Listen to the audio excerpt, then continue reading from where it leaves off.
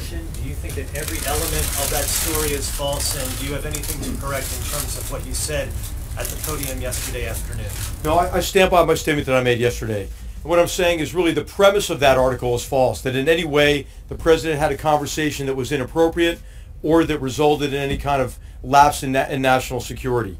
And so I think the real issue, and I think what I'd like to see really debated more, is that our national security has been put at risk by those violating confidentiality and those releasing information to the press that could be used connected with other information available to make American citizens and others more vulnerable. The General was classified information.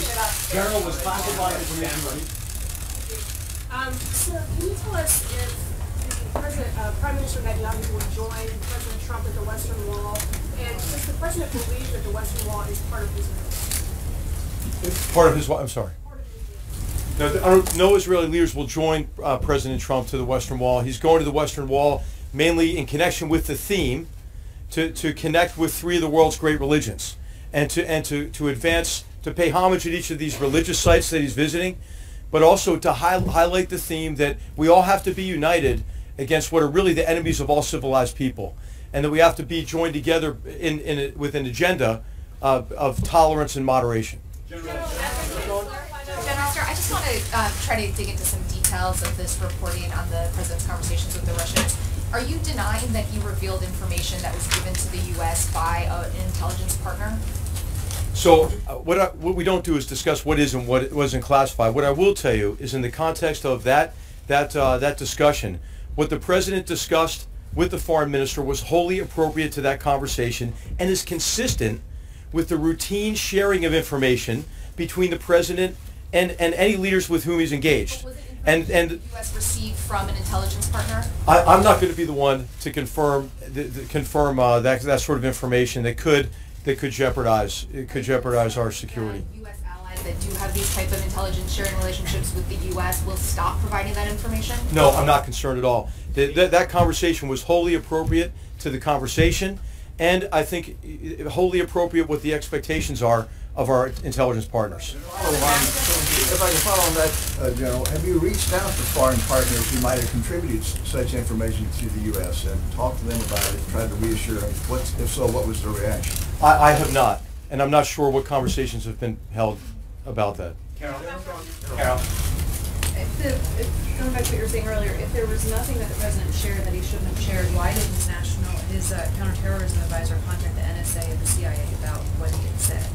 Yeah, I would say maybe from an overabundance of caution, but I'm not sure. I mean, I've not talked to Mr. Bossert about that, about why he reached out. But you were there, so what presumably you would understand why there was a reason to reach out. So I was in the room. The Secretary of State was in the room, as you know. The Deputy Assistant, the Deputy Advisor for National Security, Dina Powell for Strategy, was in the room, and none of us felt in any way that conversation was inappropriate. General, Thanks, Sean. General, if you can tell us, when was the decision made to share that information with the Russians? Did the president spontaneously on the spot decide to give that information over? Or was there an interagency process or some kind of formal decision-making process in advance of that meeting with the Russians last week? Well, as you know, the president, it's wholly appropriate for the president to share whatever information he thinks is necessary to advance the security of the American people. That's what he did. As to your question on had that information been shared previously, I'm not sure about that. When did he make that decision, though, sir? When did he make the decision? When did he make the decision to share the information? He made the decision in the context of the conversation, which was wholly appropriate. So let's just, I think it's worth recapping one thing here. The president was meeting with the foreign minister about the terrorist threat. He had also raised some difficult issues. What we expected in terms of different behavior from Russia in key areas like Ukraine and as in Syria.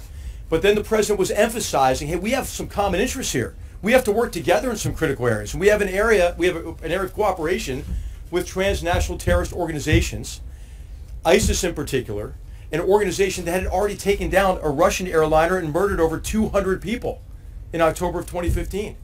And so this was the context of the conversation in which it was wholly appropriate to share what the threat was as a basis for common action and coordination and cooperation. In the moment, then? during the context of that conversation? Excuse me. I want to follow up first with Jennifer's question, which you didn't answer about the Western Wall being part of Israel. Oh, that sounds like a policy decision for, you know, and that's the president's intention. And I did answer the question in terms of what his intention is, where do you go with Israeli officials. The president's intention is to visit these religious sites to highlight the need for unity among three of the world's great religions. Unity in confronting a very grave threat to all civilization, and unity in embracing an agenda of tolerance. Can I finish? Can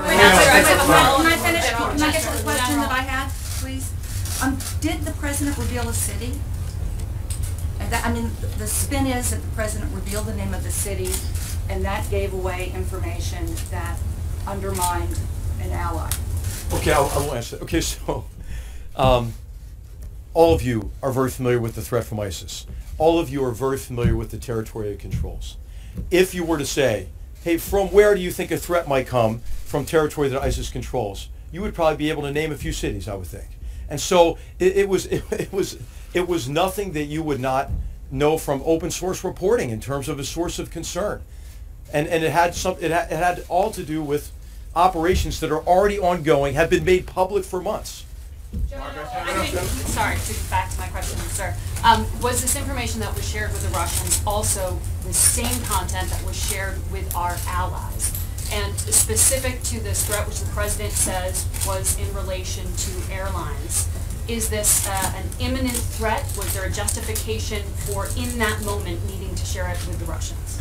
Yeah, I don't want to get into specifics of what exact information is shared with what exact allies, but information on this topic of the threat to aviation was shared with multiple allies, and as you know, there are already policies being put in place to protect against that threat. And you and many others have reported widely on this. Something that our allies did not. Is that what you were saying? In terms of the specifics, I have no basis for comparison on what was shared with what country. But I will tell you that it was our impression of all of us that were in the meetings, I've mentioned already, that what was shared was wholly appropriate given the purpose of that conversation and the purpose of what the president was trying to achieve through that meeting. But there's no imminent threat. General, when you came out after the story broke, you said that the president did not disclose any sources or methods. He did not reveal anything about military operations. Why were you denying things that were not even reported? What the report said is that the president revealed classified information that had been shared by one of our allies in the Middle East. So the question is simply a yes or no question here. Did the president share classified information with the Russians in that meeting? And as I mentioned already, we don't say what's classified, what's not classified. What I will tell you again is that what the president shared was wholly appropriate. The story combined what was leaked with other information and then insinuated about sources and methods. So I wanted to make clear to everybody that the president in no way compromised any sources or methods in the course of this conversation. General, you do say, though, that national security has been put at risk by the leak of this. Do you have any idea how this got out, and what steps are you taking by virtue of discovering this, as you did, to try to limit the potential for any more leaks of national security information? I think national security is put at risk by this leak and by leaks like this. And there are a number of instances where this has occurred. And I think it's important to investigate these sort of things and to make sure that we have trusted organizations across our government that allows for the free sharing of information and collaboration. I mean, in terms of national security, what is critical is that you can assemble the experts you need. You want a bigger group, right, for any of these complex problems because you need their expertise. You need the tools that they bring to bear from different agencies and departments. And so what we really have to do is make sure we have a very high degree of confidence in all of our organizations and all of our systems and processes so we can do what we need to do for the president, which is give him our best advice and give him options to deal with these very complex problems. Clearly, you can't have that confidence by virtue of what happened yesterday. So do you have an idea of how this got out, and how can you tighten up the ship, as it were, to ensure, from your perspective at least, that this stuff doesn't get out? Well, I think it's incumbent on all of us to bring in the people with the right authorities and the right mandate to take a look at how this leak occurred and how other breaches may have occurred as well. General McMaster. Thank you. General McMaster, I'll put a finer point on it. Is there now an active investigation into how this information was leaked? And can you tell us about who's running that investigation? And I also would like to ask you, given that President Trump is now going to be meeting face-to-face with literally dozens of foreign leaders, if there are sensitivities to his discretion in what sort of information to decide to declassify, how is that something that you are advising him ahead of this foreign trip? Yeah. Well, I mean, there are no sensitivities in terms of me or anybody who's been with the president in many of these engagements. He shares information in a way that is wholly appropriate. And I should just make maybe the statement here that the president wasn't even aware, of where this information came from. He wasn't briefed on the source and method of the information either. So I'm sorry, this is going to be the last question because we do have the president of Turkey coming, I think momentarily. Thank you very much. Contradict you, General.